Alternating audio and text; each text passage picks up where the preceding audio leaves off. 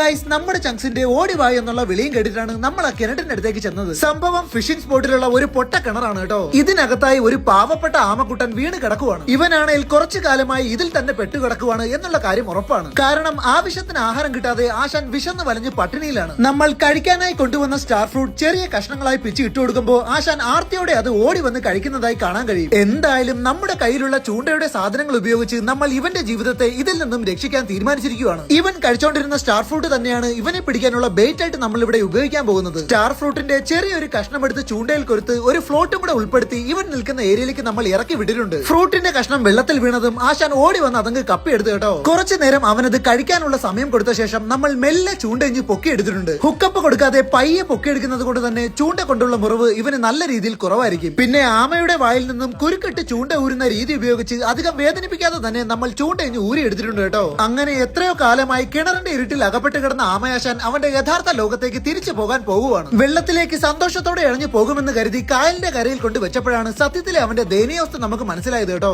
പട്ടിണി കിടന്ന ആശാൻ എല്ലും തോലുമായി നടക്കാൻ പോലും വയ്യാത്ത അവസ്ഥയിലാണ്. ഇത് കണ്ട് വിഷമം തോന്നിയ നമ്മൾ അവനെ എടുത്ത് കായലിന്റെ തൊട്ട് കരയിലായി തന്നെ കൊണ്ട് വെച്ചു കൊടുത്തു. കരയിൽ നിന്നും ഇഴഞ്ഞ് വെള്ളത്തിലേക്ക് ഇറങ്ങിയപ്പോഴോ വീണ്ടും ഈ പാവത്തിന്റെ അവസ്ഥ ഇതേ ഗതി തന്നെയാണ്. ഏറെ നാൾ കിണറ്റിൽ കിടന്നിട്ടാവണം ആശാൻ നല്ലവണ്ണം നീന്താൻ പോലും മറന്നുപോയിരിക്കുന്നു. എന്തായാലും കുറച്ചു നാളൊന്ന് കഷ്ടപ്പെടുമെങ്കിലും ആശാൻ പതിയെ ഓക്കെ ആവും കേട്ടോ.